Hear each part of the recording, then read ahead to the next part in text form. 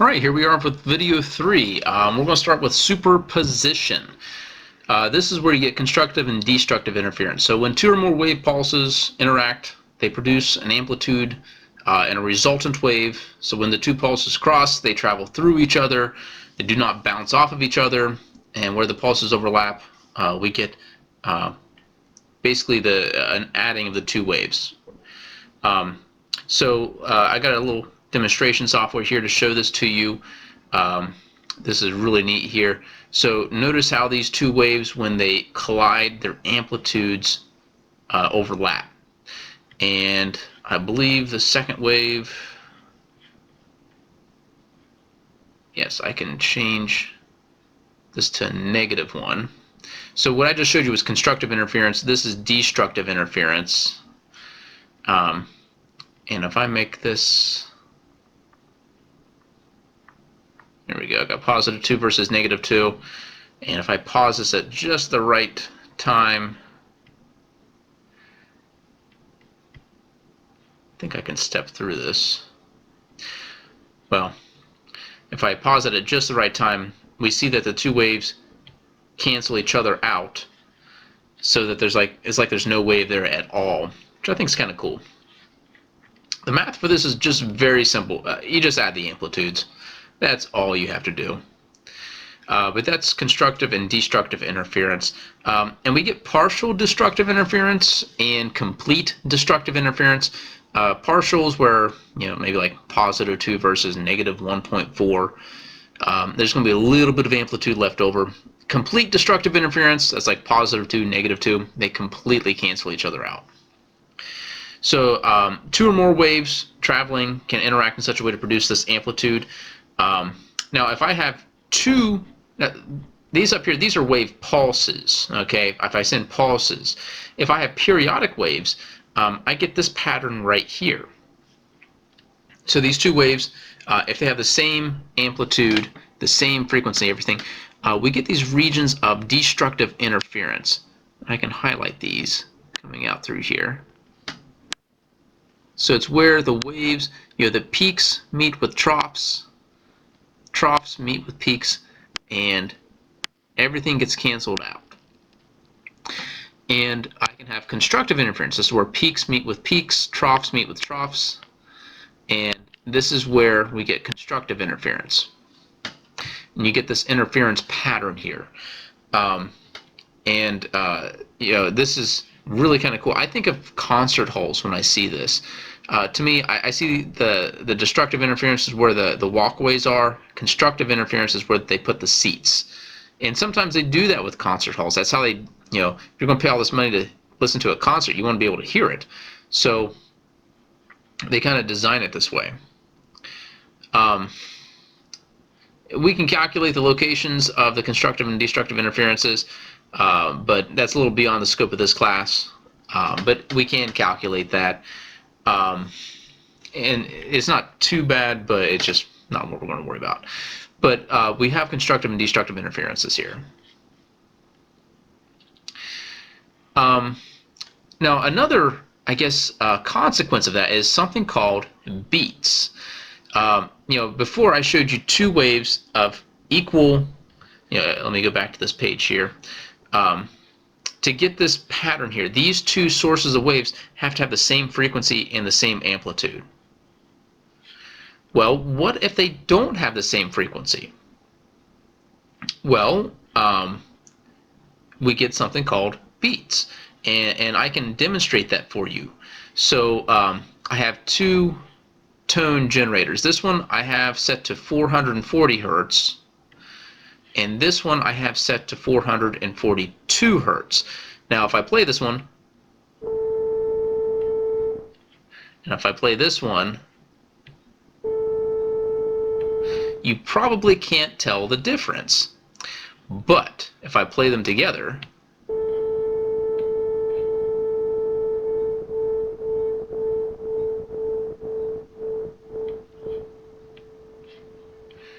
now I can hear a difference. That's called beats. And the math for it's very simple. You just take the two frequencies and subtract them. So where I had 442 and 440, if I subtract that, I get 2 hertz. So what that means is I heard 2 beats per second. If I change it up to 440 versus 445, now I hear 5 beats per second.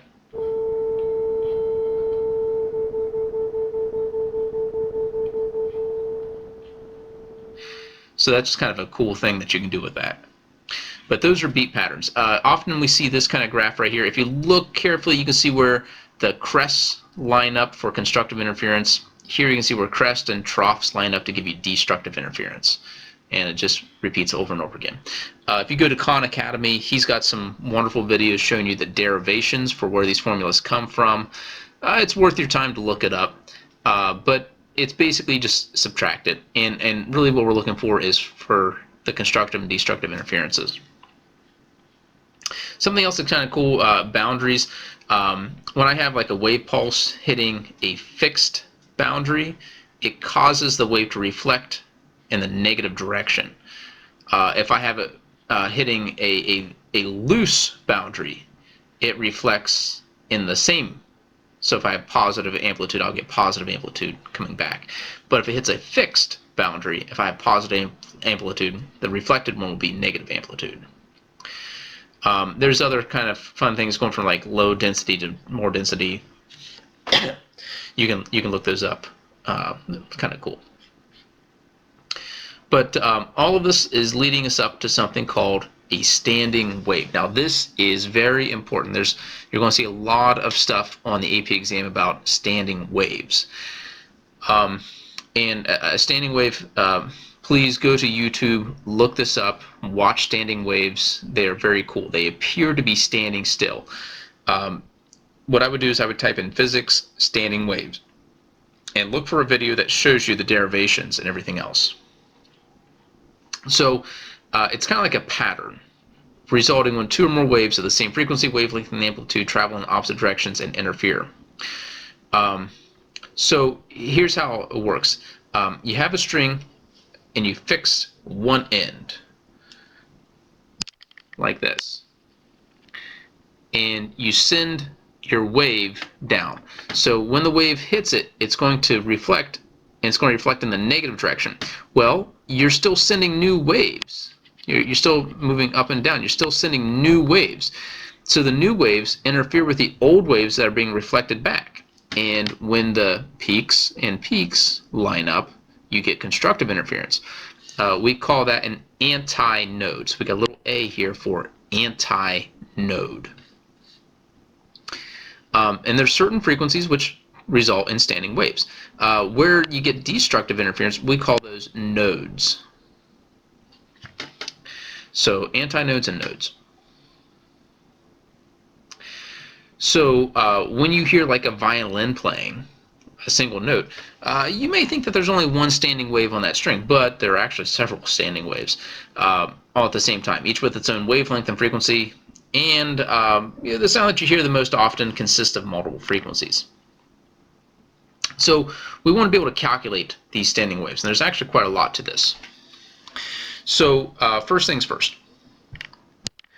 The first standing wave kind of looks like a jump rope, and this string has a length which we're going to call L.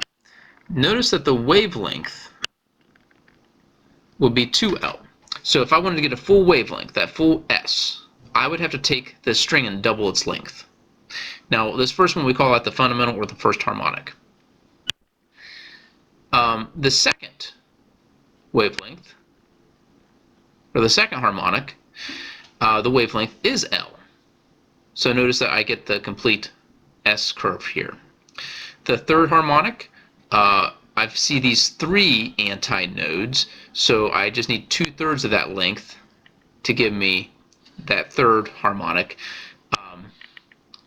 The fourth harmonic, I would just need, half of this. So, and I can keep going on to the 5th, 6th, 7th, a 1,000,000th harmonic, whatever I want. So now I take a look at my formula. So V equals wavelength times frequency. So if I want to solve that for frequency, I see that frequency would equal the speed of the wave on the string divided by its wavelength. So for the first harmonic, for this one right here, it'd be just V divided by wavelength. Well, V, the wavelength is 2L, so it's just going to be V over 2L. For the second harmonic, V over L. Third harmonic, doing a little bit of algebra here, if you divide by a fraction, you got to multiply by the reciprocal, so flipping it, you get 3V over 2L. And fourth harmonic, we can see that right there. Well, there's kind of a pattern here. If I want to kind of treat them all the same, I can kind of put them all over 2L. So the first one is like 1V over 2L. The second one is like 2V over 2L. The third one is like 3V over 2L. The fourth one is kind of like 4V over 2L. So what that does is it gives me this formula right here. The formula for harmonics. It's NV over 2L, where N is like the number of, it's your harmonics, which really is like the number of antinodes. So the first harmonic has one antinode, the second harmonic has two antinodes. V is the speed of the waves on that string. L is the length of your string. So for a string, this is how we calculate the standing waves on that string. And it all comes down from V divided by wavelength. Now, you will not find this formula on your formula sheet. It does not exist. Instead, they give you this one up here, and you have to do the math to figure out the NV over 2L one. So that's strings. Well, what about columns of air? So standing waves occur in all kinds of waves, not just strings. They can occur in wave, like instruments. My saxophone is a column of air. So pipe organs, trumpets, tubas, again, the greatest instrument ever, the saxophone. Now there are two types of columns of air that we study. The first one is a pipe, which is opened at both ends, and the second one is a pipe that is opened at one end and closed at the other. So let's take a look at the first one, open at both ends. So what makes this different than strings is on a string you had a node on each end because the string had to be tied at both ends. Well, for a pipe open at both ends, you're going to have an antinode on both ends. Changes it up just a little bit. So here's the first harmonic, second harmonic, third, so on and so forth. So again, unlike standing waves on a string, you have to have a node at each end. Pipes have to have an antinode at each end. And again, if the node's destructive interference, if there was a node, you wouldn't hear any sound because all the sound would cancel out. Flutes are examples of this. Now the model for this is actually the same exact model as we had with strings. Makes it real easy, NV over 2L. So as you open and close holes on the flute, you're lengthening and shortening the pipe, changing the frequencies and all that. The next type is a pipe which is closed at one end. This is kind of like a clarinet. The clarinet has a reed which flaps up and down, and most of the time the reed is stuck shut. So it's kind of like it's closed at one end. So this one is kind of different. Here you got the node at one end and an antinode at the other. So for the first harmonic, we see it, we're just getting 1/4. So that first frequency is V over 4L. The second one, kind of getting 4/3 for the wavelength, so 3V over 4L, 5V over 4L, so on and so forth. So for this one, what makes this one different is it's over 4L, NV over 4L. And also, N this time is odd integers only. Now this is very important. I've seen AP problems play around with this. The standing waves has to be odd integers, 1359, 13579. Whereas for this one, it's for the pipe open at both ends, n is just all positive integers, and for the string, n is just all positive integers.